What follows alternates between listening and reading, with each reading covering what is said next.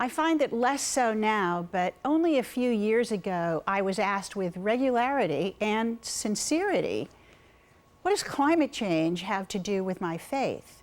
And in the early years, I would answer quite timidly, everything. But now, with force and emphasis, I proclaim everything. Once I understood the serious problem that burning fossil fuels was causing in the atmosphere, and the urgent need to curtail these harmful gases from continuing to pollute our air and warm the global climate, I had to ask myself, what effect is this having on the community of life that God called good, and what would be the proper response from the faith community? Not only did I become an advocate for changing the way we think about and use energy, I began to see this as an important moral issue, probably the most important moral issue of our time. If one professes a love for God, which Muslims, Jews, and Christians do, you cannot insult God by destroying the creation that God loves. And if you're a Buddhist who understands the interconnectedness of all things and all life, then you cannot harm any part of it, because doing so harms the whole. Hindus have a similar belief.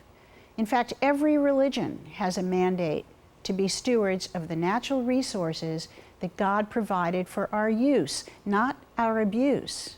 We were put here to be the caretakers of God's earth, and that is what I believe the human purpose. Love one another and preserve forever this fragile planet that has been given to us in trust. And when it comes to climate change, many of us in the religious community see the need for a values message, and we recognize the important role that religion has. The values of a society can be influenced by religious voices speaking out from a moral high ground. Preaching about climate protection from the pulpit will likely have more of an influence than a scientist, and certainly more than one of today's politicians. Global climate change has happened in the past, but never as fast as since the Industrial Revolution 200 years ago. The unprecedented content of carbon dioxide in the atmosphere has formed a blanket-like cover over the Earth, which traps the warm air from being released. It's referred to as the greenhouse gas effect, and scientists have proven that humans are contributing to this phenomenon through being overly dependent on burning fuels like coal, gas, oil for energy. And an unstable climate will affect every aspect of life on the planet. It will affect crop disruption, resulting in food shortages, droughts resulting in water shortages, floods resulting in destruction of homes and habitat, extended length of heat waves and loss of lives as a result, increased forest fires, and severe air pollution. And it's the most vulnerable among us that are already suffering from these climate-related incidences. And that's precisely why the faith community has to move into action, service to the underserved, and speaking out for the ones who cannot speak for themselves. We need to fight for justice, and that's what all religions teach. If wealthy nations have contributed to a condition that is depriving the world's most vulnerable of their basic needs for health and stability, don't we have a moral responsibility to help out? It isn't just a responsibility for religious people, it's a mandate from God, an obligation. Loving our neighbor means we don't pollute their air or water. It means that we need to be aware of how our behavior affects our neighbors and the generations that come after us. Perhaps the time has come for us to redefine the human purpose. Why did God put us here in the first place? I think the human purpose is to love and to live in harmony with each other and to find sustainable ways of living together without destroying the very resources that God provided for us in order to stay healthy and be safe. If we continue on the path that we are on without addressing the destruction that humans are causing on the planet, we will not survive into the next century, and nor can we expect life to look anything like it does today. We are standing on the edge of two worlds, the one that God created and the one that humans are making. And the one that we are making is not sustainable. In 2010, many parts of the world have experienced extreme weather conditions that are more severe than ever before. The climate scientists predicted that this would happen and these disasters would occur 30 years ago, but we haven't listened to them in the way that we should have. And I recall that we didn't listen to Jeremiah, Isaiah, or Amos either, and thus we are dealing with war, poverty, and big gaps between the rich and the poor, between educated and non-educated, between the haves and the have-nots. And why? It's because we didn't listen. We didn't want to change. We don't want to change our ways. Now, the modern day prophets are the climate scientists who are once again asking us to change our ways. We have the technology to get off fossil fuels for energy, but we don't seem to have the political will or the moral integrity to do it. Or do we? The good news is that more and more people are coming to see the climate as a crisis and a moral issue, and an urgent one.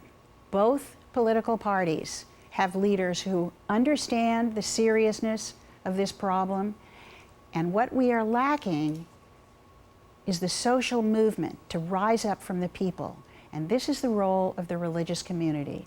We need to educate and motivate the moral imaginations of people in the pews. We did this to help end slavery, to educate women and children, and most recently the civil rights movement. The religious community has the responsibility to move people again into understanding a shared purpose for being alive on the planet, our shared purpose to serve and love God and to love our neighbors as ourselves. Congregations all over the country are serving as examples to their communities, and the social movement that needs to happen has begun.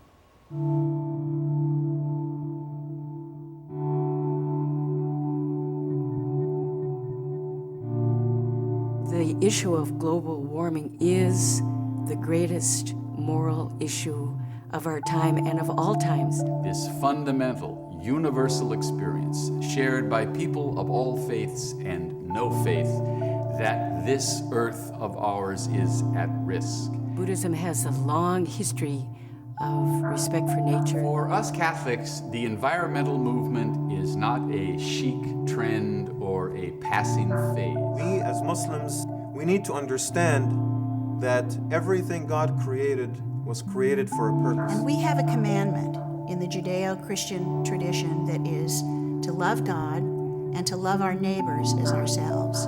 God said to Adam, "This is the last world I shall make. I place it in your hands. Hold it in trust." Everything that we do in response to this global warming issue is going to affect the future. It's going to define what kind of a world the people that come after us are going to have. Many of us are standing idly by while the lives of the children of the future are being seriously threatened. Just the fact that God gave us the opportunity to live on His planet, to breathe His air, to eat His food, to take the skies as our shelter, doesn't give us the right to destroy the very blessing that Allah has given us. And if we know, which we do, that burning too much fossil fuel is causing our seas to warm, which in turn causes more severe storms, and we intentionally or even inadvertently continue to do things that we know are harming our neighbors and harming God's creation, don't we have to question our ethics and our values? We cannot continue to despoil this earth and expect to live here in harmony with one another. So we are facing times that have never been faced before by human beings. And the least responsible for the situation, the poorest people, those who have least contributed to this situation, will actually be those who struggle the most and who will suffer the most. Our failure to act to prevent the starvation, disease, and devastation which will result from climate change, particularly in the poorer parts of the world, is a failure to live up to our moral obligation to relieve suffering. This world is not ours. It's not ours, those of us who are here and now. It is all of ours. It is generations to come, so that they may not guess, but actually see the beauty of creation. Our challenge, our responsibility is to maintain that beauty.